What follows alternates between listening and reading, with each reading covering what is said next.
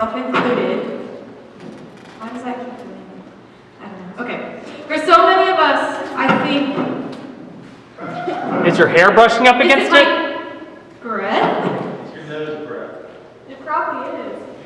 Do you want a different mic? Hello? Can you hear me now? You just stop breathing. Wait, wrong. That's what I think every day. I think it's better now. Okay, for so many of us, I think we allow what we do to dictate who we are. You might agree. We allow what we do to dictate who we are. For me, like for example, for a greater portion of my life, I was Hannah the soccer player. You might have something that follows your name too, whatever, a hobby, a characteristic, whatever it is, we often allow what we do to become who we are.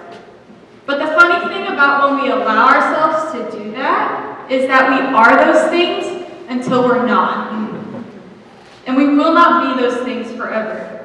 Oh look, I was wondering what everybody was looking at. Yeah, we will be those things until we're not. And I think it's pride that tells us that we will be those things forever. For me, like pride spanned, did you see the drop? Pride spanned some crucial parts of my life and led me down a path that God had not intended me to be. And that's really what I'm going to talk about today. So I'm going more of a testimony route, and I'm going to tell you exactly how I did not seek truth and discernment and guidance when I was going about, it's really my college years. So you're about to get 5 years of college wrapped in one 20-minute talk. So sit down, I hope you're ready because it's kind of exciting, it may not, I don't know, we'll see. But as you can, okay, as you can see, I played soccer, and it was my life. I played for like 15, 16 years of my life. I was the typical soccer girl, like I wore my soccer shorts and shirts, and I tied it behind my bag, if you know what I'm talking about. All the really dumb things, but it was my life. And I was pretty successful at it. I had like 5 Oklahoma State championships. I was MVP 3 times. I was the captain of my soccer team more years than I was not. I played high school soccer. I was on varsity as a freshman. I was pretty good. Then came college, and I was going to go play college soccer. And there were some things I wanted in college. Number 1, get to the important stuff. Were they going to give me money? Number 2, what division of soccer were they going to be? Division 1, Division 2. Then academics, did they have nursing and things like that?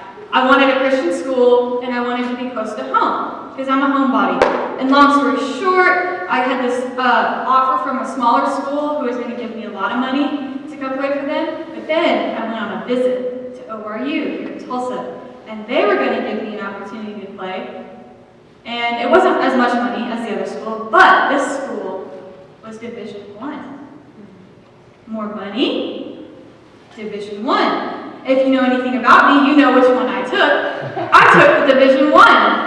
And in fact, I remember the day I took the offer from my coaches, that I sat down in front of them in the locker room, and they said, Hannah, we would love for you to come play for us. And I said, yes. And they said, don't you want to think about it? And I said, no, I'm ready now. Like, to me, I didn't take a second to think about it. I didn't pray about it. I didn't take a day to think about it. Because this school had everything I'd ever wanted. They were going to give me money. They were Division 1, D1. We weren't Big 12 like OSU, OU, but we played them. We were still D1, had the title. They had nursing. It was a Christian school, and it was here in Tulsa. I could come to church. I could volunteer with youth. It was literally God ordained in my eyes. This was perfect. And things went well for me at school. I'm not going to tell you, it just didn't work out. Like, no, it was going great for me. I was playing as a freshman, which is not that common as a freshman in college, D1. I was playing most of the games. I was getting to travel. I did not have to redshirt. My end of the year interview with my coaches, they sat me down and said, Hannah, we want you to take this responsibility, because in a year or so, we want you to become the captain. And I was like, you want me to lead? Yes. And so things were going well. I was doing well in school. I was on the dean's honor roll. I was making good grades. All these good things. But I will sit here and I will tell you time and time again that these are some of the most unhappiest times of my life. It was awful. In my faith, we took a dive into a valley that I wasn't sure how long I was going to stay there or if I was ever going to come out of it. So I got what I wanted, right? This was my dream. I thought it was perfect. What was the problem? I got what I wanted. Well, the problem is right there. I got what I wanted. I got what I wanted. And guys, I'm going to tell you to you straight. We will never find fulfillment in our own wants and our own needs, or our own desires. We will never find fulfillment in worldly things. Having the popular group, having all the cool clothes, all the Lulu, whatever you wear, having the most money, the best car, the grade that you want, the team that you want, the boyfriend or the girlfriend that you want. You're not going to find fulfillment in those things. I guarantee you. Getting high every weekend, drinking, having sex and other things, not going to leave you feeling fulfilled. You may be happy in the moment, but you're not going to feel fulfilled in the long run. Because we're never going to find fulfillment in anything other than sitting at the feet of our Savior and going where He leads us. I thought what God wanted for me was in line with what I wanted. I wanted good things. God should want that for me too. And it was my pride that made me think that those things were in line, and my pride disguised itself as discernment. I wanted to do good, but really, it was my pride that led me in everything that I did from that moment on. And I want to take a look at our scripture for our leader series. I don't know if you guys have seen this yet, but it comes from Psalm 119, starting in 57, and I'm going through 60. So, it says, "You are my portion, Lord. I have promised to obey your words. I have sought your face with all my heart. Be gracious to me according to your promise." I'm going to pause there for a second. Like I said, I wanted to follow Him. I wanted His guidance. I wanted His truth. I was like, yes. When I left high school, I was strong in my faith. I was confident in my relationship with Jesus. I wanted that. But going on, I've considered my ways and have turned my steps to your statutes. Statutes are His law, is what that means. I will hasten and not delay to obey your commands. I stop here because this is as far as I made it. I didn't make it far. Because I considered my ways, I was like, yeah, I know what I want. But I didn't follow through with any of the rest of that. I didn't turn my ways to His law, His command, His ways. You're like, well, Hannah, what law did you break? You were doing good things. And I'm like, well, let me tell you. Remember the thing God says? Like, hey, you shall have no other gods before me. You know that one? It's like number 1. Okay, it's not talking about little gold statues or stone figures. Okay? Anything that dictates your actions, what you think about before you do something, that's your God. That's what you serve. For me, I considered my ways. I let that lead me. So that's who I served. I served my pride and myself. So and that's why I was so unhappy. Pride is and continues to be my downfall. I'm a competitor. If you know anything about me or see me in any church event, you know I'm competitive. I've gotten better with age. But I'm competitive, and when you compete, what do? You Win. compare the results at the end, right? How do you know who wins or loses? You have to compare. And if you don't want to listen to anything I say, I hope you at least listen to this. And it's simple, that comparison is the thief of joy. If you could do anything that could just if you could do one thing that would alter your life and change it, it would be this. If you could not compare ourselves to other people, you would live so much differently and be so much happier. I did this even after soccer. I did this in nursing school. Anytime I had a test result, I was like, hey, what'd you get? And my roommate would notoriously get 1 point better than me, and I would always be so angry. Like, my mom would get calls, and I'd be like, I got a 96 on my test. And she's like, that's awesome. And I said, no, it sucks. I suck because I compared myself to other people. When I worked hard, and I did well, I should be proud in a good way. I should be proud in a good way for what I did. So back to my story, stay with me here.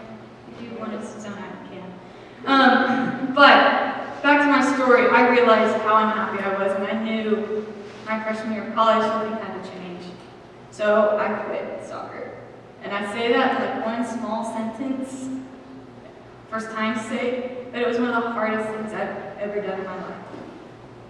I went back and forth, back and forth, back and forth on the decision. I had played soccer my whole life. It was everything. What was it going to look like without it?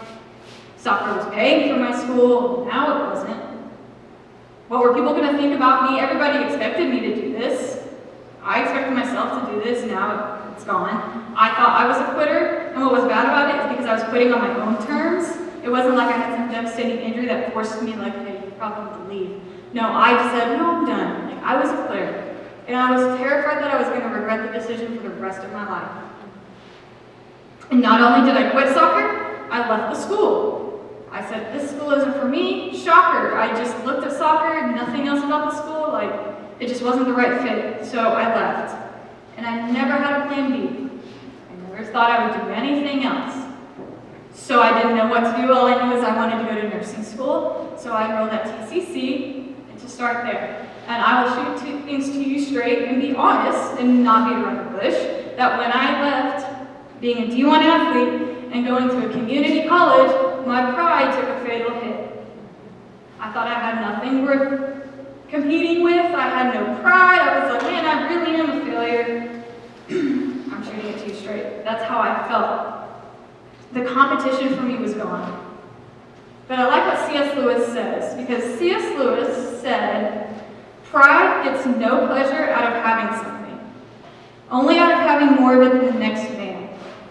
It is the comparison that makes you proud, the pleasure of being above the rest. Once the element of competition is gone, pride is gone. I think I can testify that this is true right here, because to me, there was no sense of competition in me once I had taken that step away. I was like, man, I'm just here at a community college going to school. Like, what am I? But it's funny the way God works. And you probably know this about him, but he always turns things on its head and does things that you don't think. You're like, what? Why would you do that? Because it was when my pride was gone, was when I really began to hear him and discern what he was saying to me. Listen to him. So fast forward a year, I said, y'all, we're going for 5 years of my life. Fast forward, I'm at TCC. I had been there a year. I had been accepted into their nursing program. I had completed a semester of the nursing program, and I was about to start my second. And Ryan was a freshman in college at this point. We moved him into Oklahoma Christian that summer. And I would with them to help him move. And moving him, and I'm like, I just have this feeling that this is where I need to be. And I thought, no, that's kind of weird. You're just missing the college experience. Like, it's nothing, whatever. Brush it off. But I just couldn't shake that feeling. I was like, I think this is where I need to be. We went home, and I was like, oh, I really, let's look into it. I found out that they had a nursing program for one. Didn't know anything about the school. Didn't even know they had a nursing program when I felt this. How bizarre is that? Probably not. Y'all are silent. Trying to be relatable. Okay. Anyway. Thank you. I felt this feeling, and so finally I owned up to it, and I told my mom, I said, Mom, I want you to know, like, I have this weird feeling that I should be at this school. And I was expecting her to either be like, well, you can't transfer, or, okay, like, cool, you should do it. No, she said, I've had the same feeling too. Like, I think that's where you need to be. I had the same feeling about Ryan, and now I have the same feeling about you. That's where you need to be. And I said, okay, great. But I was still worried. I was like, I don't want to infringe on Ryan. It's his thing. It's his school now. Also, I don't want to be the person that transfers a million times, and I've already done that. But God quickly was like, Swat, you're fine. First of all, Ryan was, at least he told me he was excited to have me there. I don't know. But he said he was. And then second, OC, I said, had a nursing program. So I was like, okay, at least they have what I want to do and what I've spent like some money doing already. And I was drawn to that. And then my mom said, oh, look, here's the dean of the nursing program's phone number on the website. Call her. And I said, her directly? And she said, yes. And I said, can you? And she said, no. And I said, okay. So begrudgingly, I called her. And Dr. Gray, who's the dean, said, we'd love to have you, Hannah. Can you come this school year? And the school year started in 2 weeks. And I said, oh, that's in Oklahoma City. I have to transfer and move and pack up and tell people. And it wasn't going to work out. So I did transfer to Oklahoma Christian the spring semester. And I wish I could tell you things were on cloud 9 after that, but they weren't. It was really hard. Don't get me wrong. I knew nobody at the school other than Ryan. Ryan wasn't a nursing major, so I didn't know anyone in my class.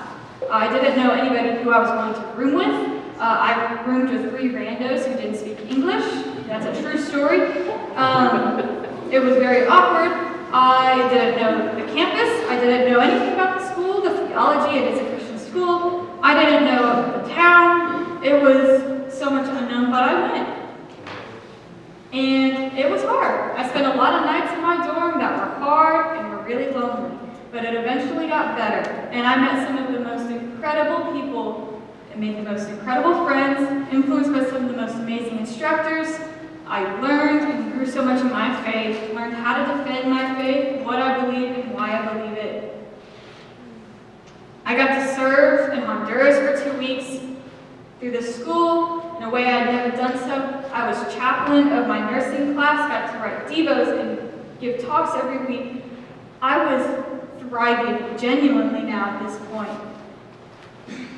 I was so sure in what I was doing. I was so confident I was supposed to be there. It was nothing I'd ever known before. I used to be someone who used to really stress about what was God's plan for my life. And I was like, I need to know now. But how do I know when it is? And I used to stress about that all the time. And when you know, and that's true. Like, at this point in my life, there was not a doubt in my mind what I was supposed to be doing or where I was supposed to be. So rest assured, if you're worried about that, when you know, you know.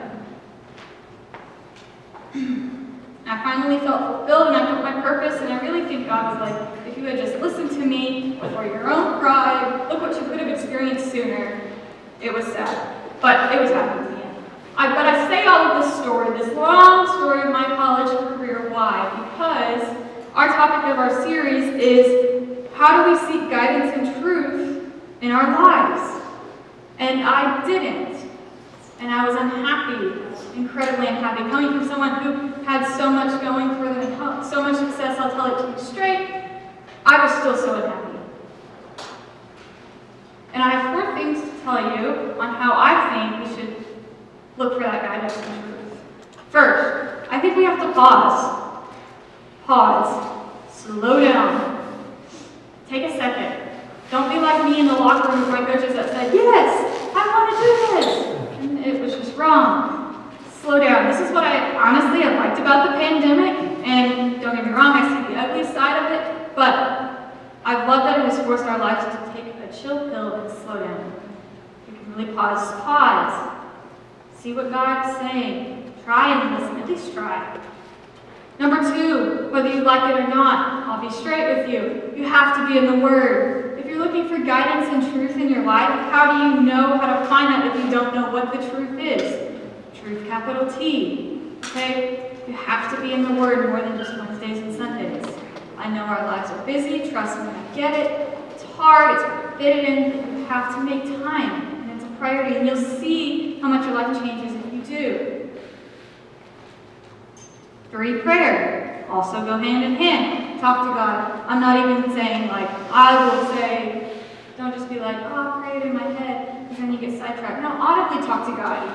That's how I'm having to learn how to do it. This is something I'm working on now. I keep a journal, and I write my prayers to God. Be in communication. Give it to Him. Don't hold anything back. He can take it. He already knows what you're feeling. Tell Him how you're feeling, your wants, your needs, your worries, all of it. Number 4, counsel. Seek counsel. Safe counsel. Don't just go to your hype man. He's going to tell you exactly what you want to hear. These people in this room, those leaders around you, safe counsel. And also notice about this, it's number 4. It's not in 1, 2, or 3. You got to talk to the big man upstairs before you talk to anybody else about seeking whatever, if you're making a decision, you're looking for guidance or truth. And I'm almost done, so bear with me. These last things are just things I wish.